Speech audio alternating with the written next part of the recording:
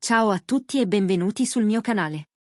Oggi vi porto un racconto lungo, approfondito e ricco di dettagli su due nomi che continuano a far battere il cuore a milioni di persone in tutto il mondo, Can Yaman e Dimet Özdemir.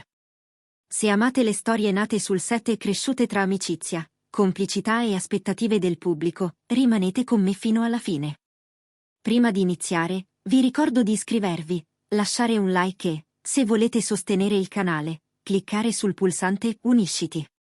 Adesso, accomodatevi, cominciamo.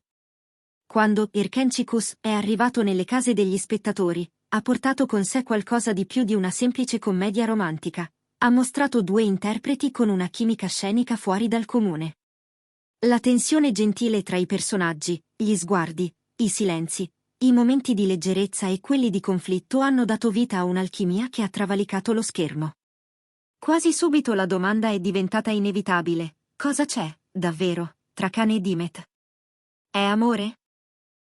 È un'intesa solo professionale? È amicizia che cresce e resiste al tempo?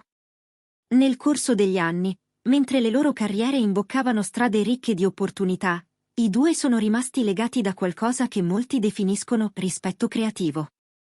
Lontano dalle teorie più fantasiose, si sono ritrovati in eventi, cerimonie, progetti paralleli, e a volte anche semplicemente per scambiarsi un saluto sincero dietro le quinte. Hanno imparato a gestire il peso dell'attenzione, ogni foto condivisa, ogni breve incontro, ogni frase viene scomposta, commentata, amplificata. Eppure, nell'epoca dei riflettori perenni, hanno continuato a scegliere la misura, la discrezione, la priorità alla vita vera. Negli ultimi mesi, una breve frase, attribuita a Can durante una conversazione privata, ha alimentato nuove discussioni: dovresti sposarti. Una raccomandazione amichevole, un consiglio affettuoso, una battuta tra persone che si vogliono bene. O forse una riflessione sul tema della stabilità, della maturità, dei tempi giusti.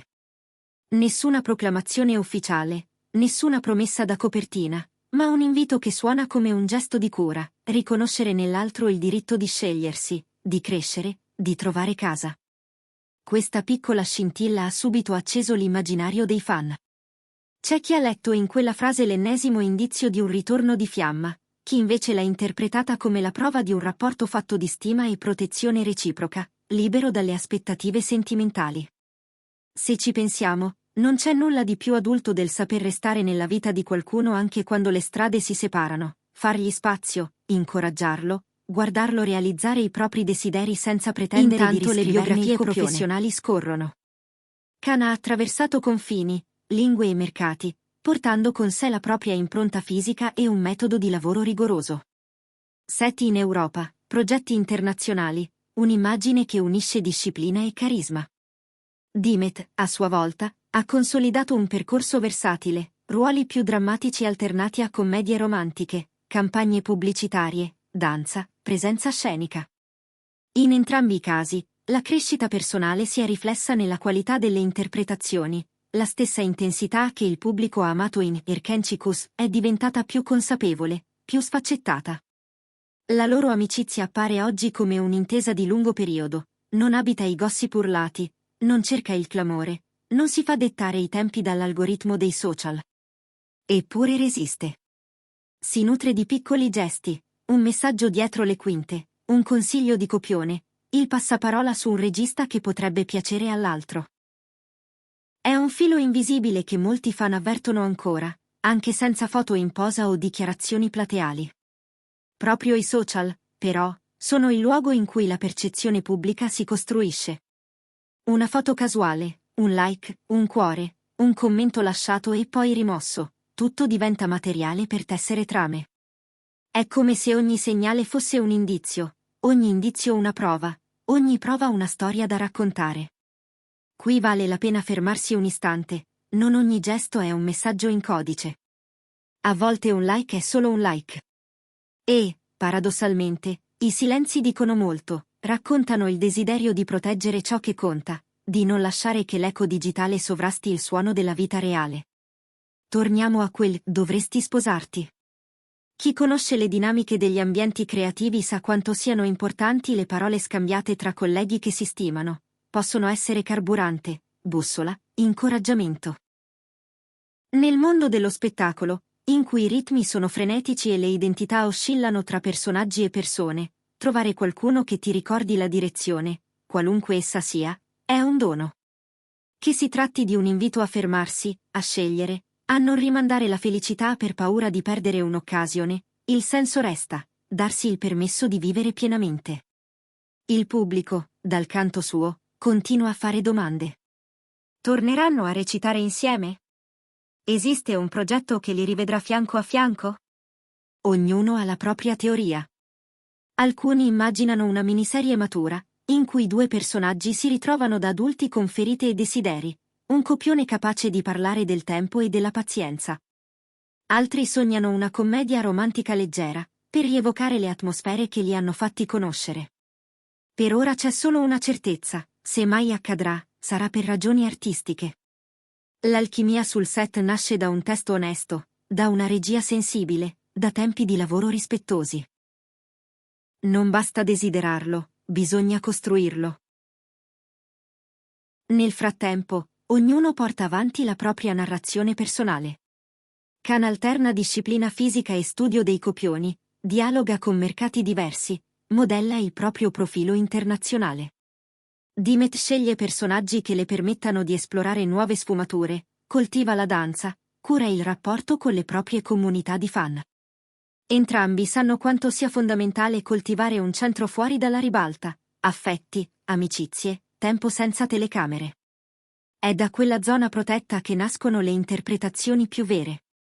C'è un'altra riflessione che questo duo continua a suggerire, la distinzione tra desiderio del pubblico e volontà delle persone reali. Il pubblico desidera storie, perché nelle storie ritrova pezzi di sé, gli attori desiderano vita, perché dalla vita traggono la verità che poi restituiscono sullo schermo. Se le due linee si incontrano, è magia. Se non si incontrano, va bene lo stesso. L'assenza di una favola ufficiale non cancella l'affetto, non annulla la gratitudine per quanto è stato condiviso.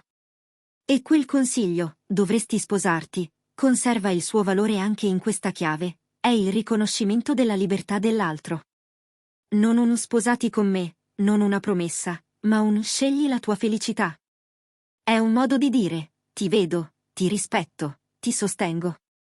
A volte l'amore prende questa forma adulta e quieta, quasi invisibile agli occhi, ma solidissima. Se guardiamo avanti, possiamo scorgere alcuni possibili scenari. Il primo, un'amicizia che dura, con qualche rara apparizione comune e un tacito patto di protezione reciproca. Il secondo, una collaborazione futura, qualora un progetto artistico all'altezza riesca a far combaciare tempi e visioni. Il terzo, strade parallele, senza incroci pubblici ma con un filo di stima che non si spezza. Qualunque sia la traiettoria, il loro nome resterà legato a un momento preciso della serialità turca e alla capacità di far sognare senza tradire l'intelligenza del pubblico. In un'epoca in cui tutto sembra dover essere dichiarato, etichettato, spettacolarizzato, la loro scelta di rimanere misurati è già una dichiarazione. Ci ricorda che l'intimità è un bene prezioso e che si può essere icone globali senza rinunciare a tenere per sé una parte di verità. Ed è forse per questo che, ancora oggi, basta un dettaglio, un consiglio sussurrato, un gesto gentile, una foto non imposa, perché il mondo si fermi ad ascoltare. Adesso tocca a voi. Che cosa vi ha fatto amare di più questa coppia? La freschezza del primo incontro sul set? Il modo in cui hanno navigato la fama? La capacità di non alimentare polemiche? Vi piacerebbe rivederli insieme in un progetto che parli di seconde occasioni, di maturità, di scelte consapevoli? Raccontatemelo nei commenti, leggerò tutto con attenzione. Se questo lungo viaggio tra ricordi, voci e possibili futuri vi è piaciuto, lasciate un like, iscrivetevi e attivate la campanella. Qui continuiamo a seguire le storie delle star turche con rispetto e curiosità, perché il dietro le quinte è fatto di persone, non solo di personaggi. Grazie per essere stati con me fino alla fine. Ci vediamo nel prossimo video. A presto e buona giornata.